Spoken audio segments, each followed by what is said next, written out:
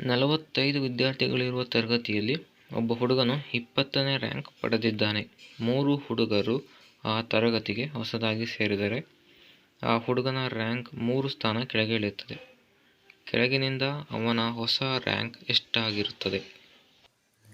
ಮೊದಲು, ತರಗತಿಯ ಪ್ರಾರಂಭದಲ್ಲಿರುವ ವಿದ್ಯಾರ್ಥಿಗಳ ಸಂಖ್ಯೆ.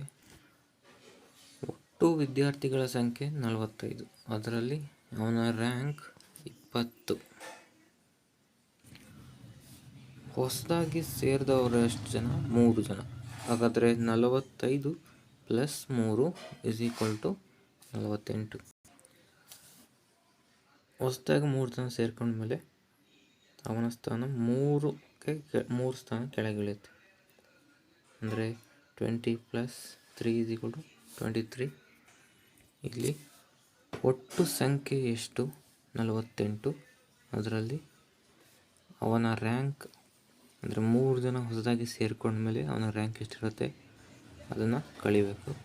23 ಒಟ್ಟಿಗೆ 25, ಇದಕ್ಕೆ +1 ಅಂದರೆ 26ನೇ ರ್ಯಾಂಕ್.